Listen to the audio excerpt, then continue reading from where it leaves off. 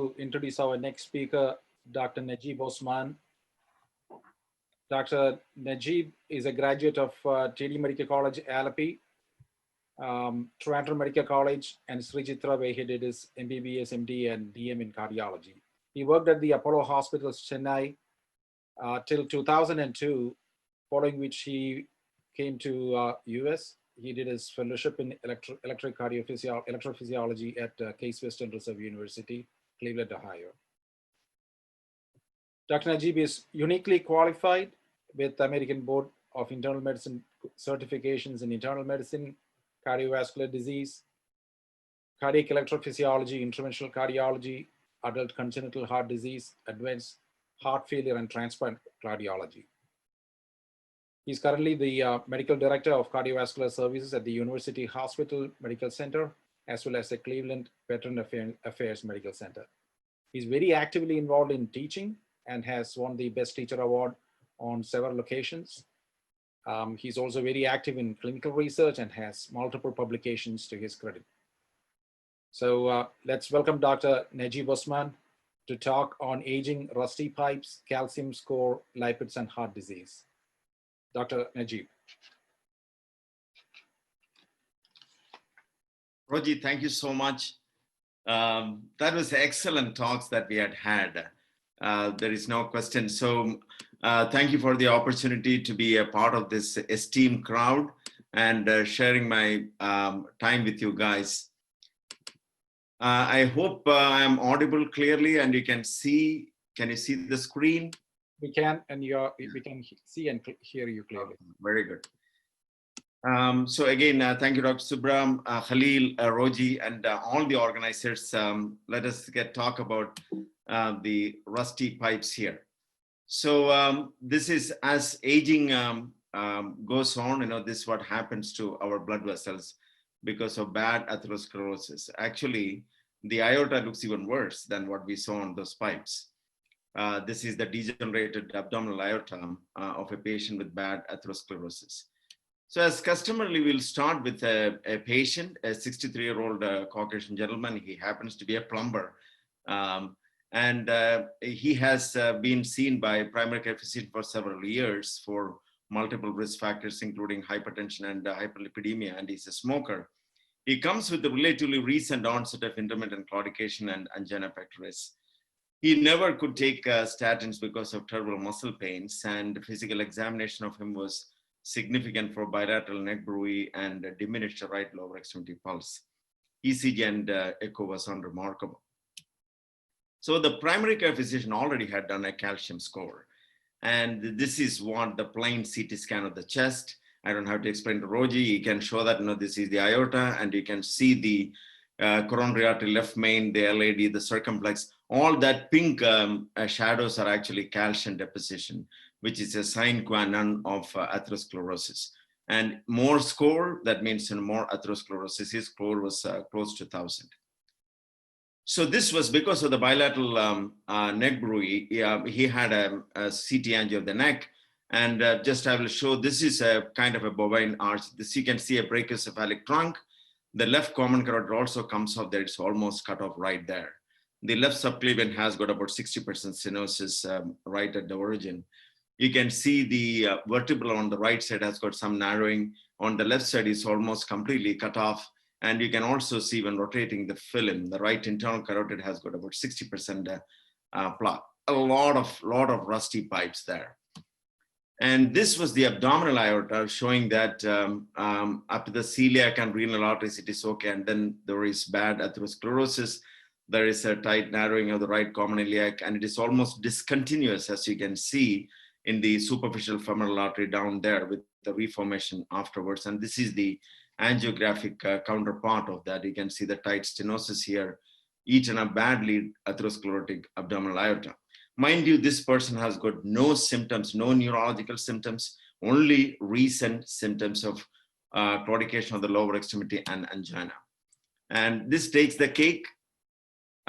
This was, you can just look at this film.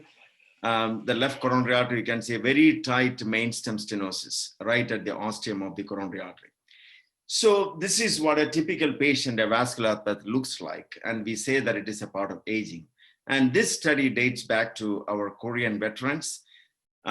This is an autopsy series of 300 people who died during service, our servicemen in Korea.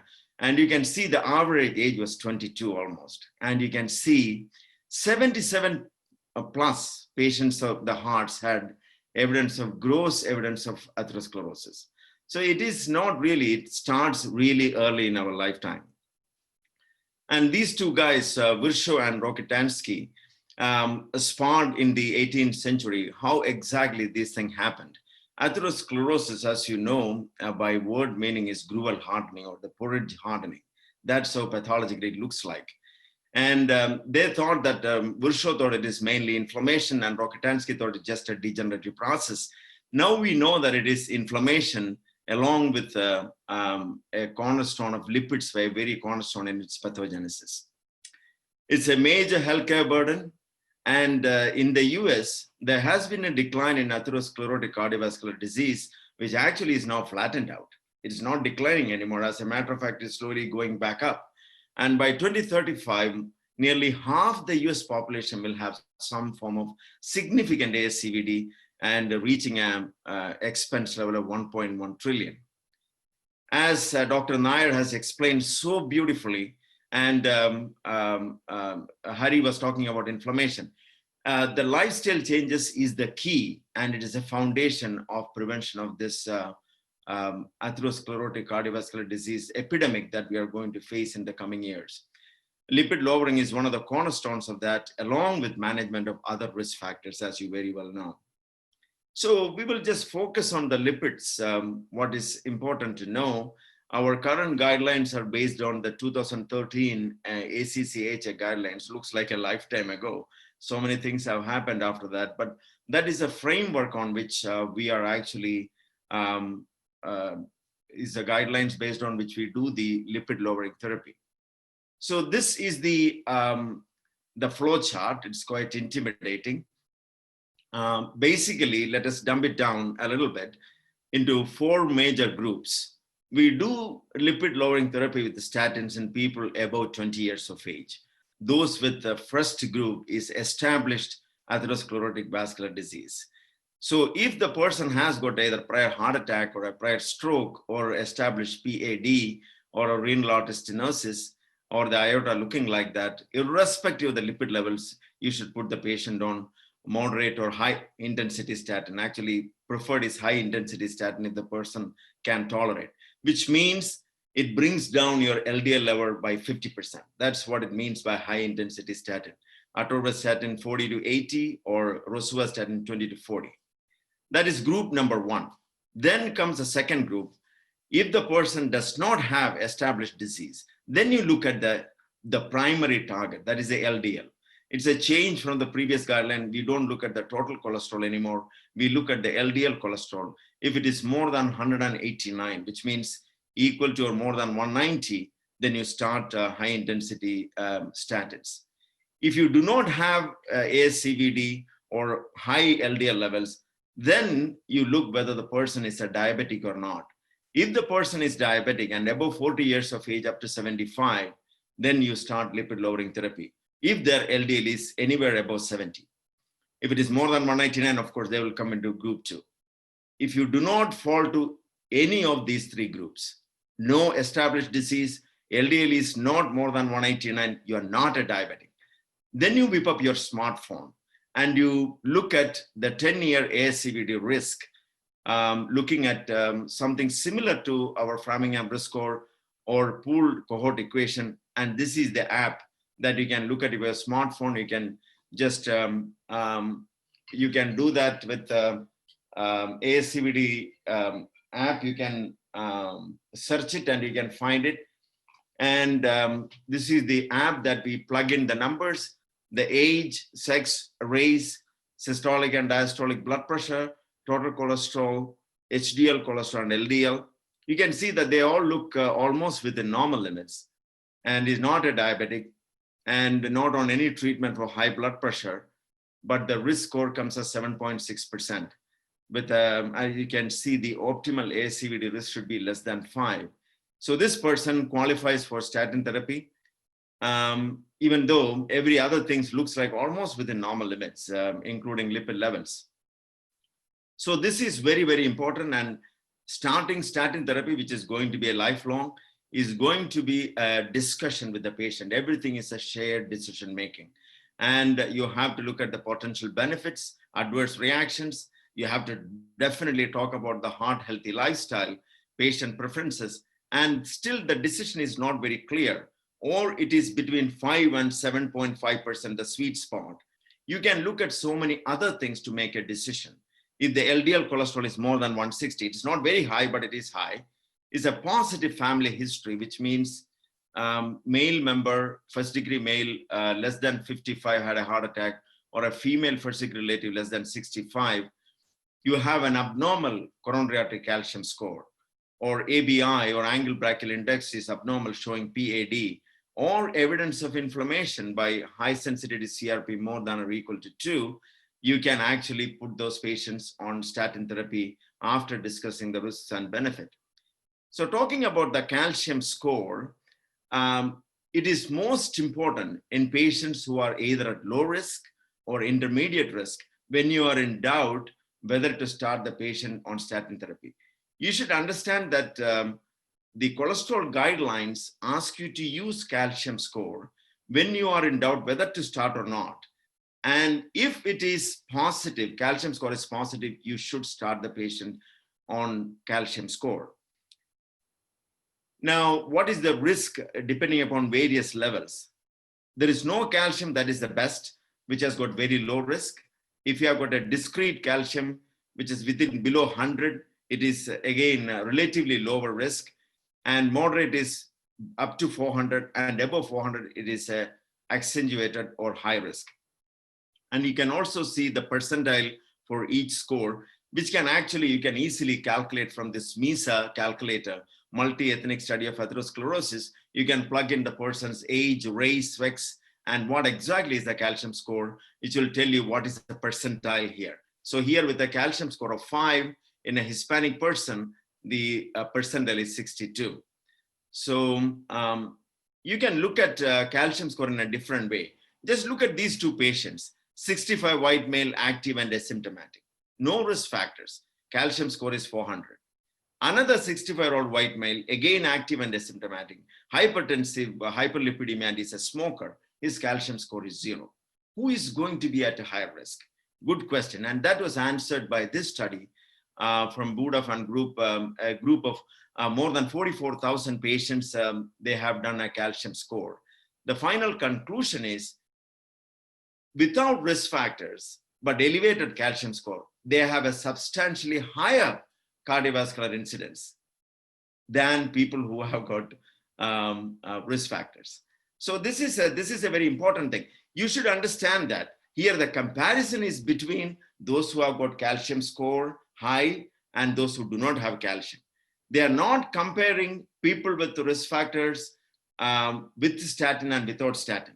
This is just looking at the calcium score, underlying the fact that calcium score is an independent risk predictor, independent of the conventional risk factors.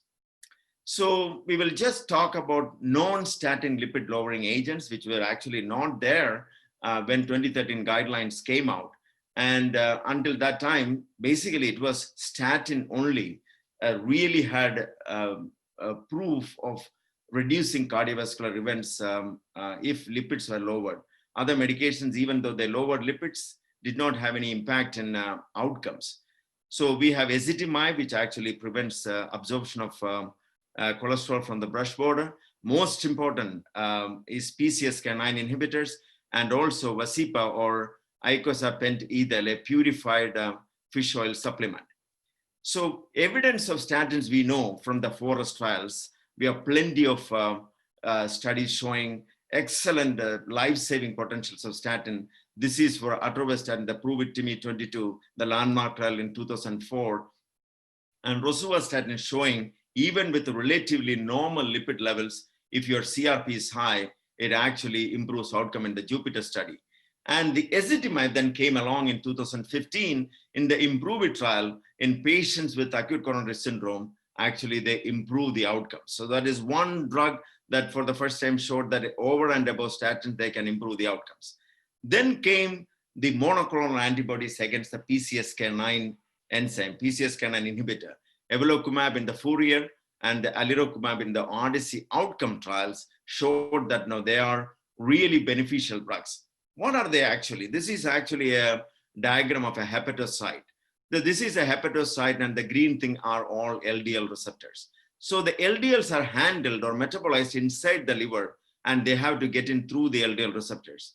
If these LDL receptors are actually damaged or degraded by the PCSK9 enzyme, that is proprotein convertase subtilisin caxin 9 enzyme, and these proteins, that means lipid levels will go up because they cannot be handled by the liver. So you use a monoclonal against this enzyme, and that is exceedingly beneficial. So this actually also made us identify additional targets. One is lipoprotein small a. I think somebody else is talking, if they can mute the mics. There is a lipoprotein small a, clearly in the Fourier trial, as well as in Odyssey outcome trials, for the first time showed that reducing lipoprotein small a levels actually translate into lower event rates. So we are actually identifying more and more newer targets for reduction so that you can benefit in reduced cardiovascular events. Similar thing in the REDUCE-IT trial with the icosapent ethyl, which is a purified icosapentaenoic acid, which is a fish oil supplement, which showed the event rate was significantly reduced, which came last year. And talking about anti-inflammatory drugs, tocilizumab, actually Hari was talking about, this is canakinumab, another interleukin inhibitor, interleukin-1 beta inhibitor showing reduced events. Yeah. And, I just want to talk one bit about the TAG trial. If you pull it down, you can. I think there is a lot of disturbances coming. If anybody is talking, they can mute their mics. That will be great. I just want to talk about the chelation therapy, which a lot of, in the lay press, a lot of interest is there. The TAG trial, which was completed in 2014, did show a margin in people who are diabetics and a prior heart attack. In non-diabetics, there was no benefit at all, which is basically a 40-week course of EDTA infusion once every week. FDA has not approved the therapy. ACCHA has not endorsed the therapy. There is another TAG2 trial is ongoing in diabetic patients. It will be supposed to be completed in 2022. We will have some answers at the time. So basically, this is the summary of my talk. Atherosclerosis is essentially a multifactorial inflammatory disease mediated through lipids. Lifestyle changes is the key. Statins are the mainstay in the therapeutic intervention in terms of drugs. Other agents are emerging, especially PCSK9, improving outcomes with the newer targets like lipoprotein small a, and a comprehensive approach for modification of all risk factors is very, very important. Let us see what happened to our patient. So this was the left main stem stenosis. That was his main symptoms. He obviously quit smoking. And because CABG surgery will be the mainstay for a main stem stenosis, this was very high risk because of neck vessel disease. So it was a combined decision was made to do a percutaneous intervention. So I did an unprotected left main PCI for this person. And you can see that this is the OCT imaging of the vessel. The stent is expanded in the main stem. As it comes out, you can see there is a little bit improper expansion of the stent on the vessel wall, which is actually again nicely tagged up using a bigger size balloon, and everything looks finally actually looks very beautiful. This is the interior of the vessel, and the main stem looks very nice. And patient is totally angina free. He quit smoking without any other intervention. His claudication also is better, and he is doing very well. Thank you very much.